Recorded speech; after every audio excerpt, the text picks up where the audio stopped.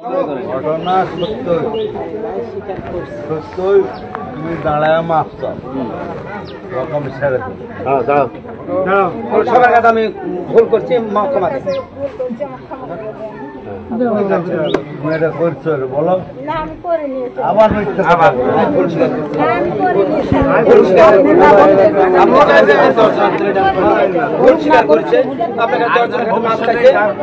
এরপরে যদি কোনোদিন এরকম ক্ষেত্র করে আপনারা 10 জনে আবার সে বিচার আপনার মাঝে থাকলে আপনিও করবেন।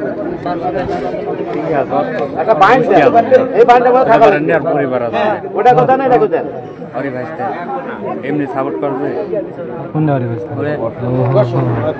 কাহিনী বুঝতে পারেন না এখনো এই ছেলে তোমার এই হাউসে এখানে রাত্রে আসার জন্য দুলাল দড়ি খুলে দিত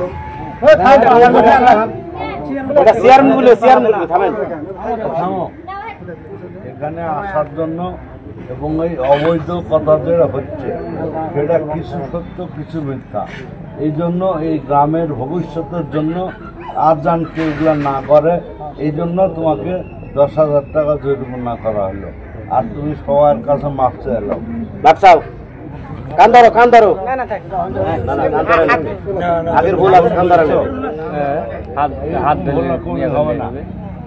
তাহলে তুমি 10,000 টাকা এখানে জমা দাও, দিয়া তুমি বাড়ি যাও। 10,000 টাকা এই তোমার এই মসজিদের যে ইমাম বা মসজিদ আছে আমার ছবিটাকে 500 টাকা দাও, আর 9,500 টাকা মসজিদে দিয়ে দাও। দায়িত্ব নেন, আপনি দায়িত্ব নেন। 9,500 টাকা মসজিদ, এইগুলো টাকা মসজিদ, 500 টাকা ছবি দেওয়া। অবৈধ টাকা মসজিদে কেন? এটা দরকার হলে আপনি অন্য কোনো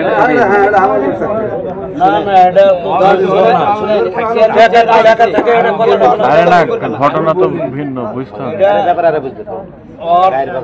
টাকা না, এটা হচ্ছে ইউনিয়ন পরিষদের টাকা। ইউনিয়নের টাকা অবৈধ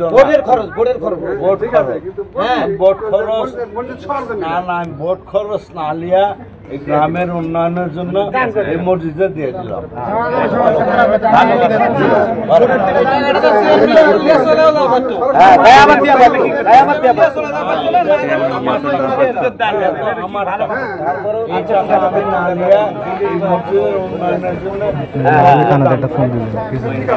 আর তারপরে যদি গ্রহণযোগ্য না হয় চেয়ারম্যান ঘুরে দেন, যদি গ্রহণযোগ্য না হয় চেয়ারম্যান ঘুরে দেন। আবার মসজিদের উন্নয়ন আছে,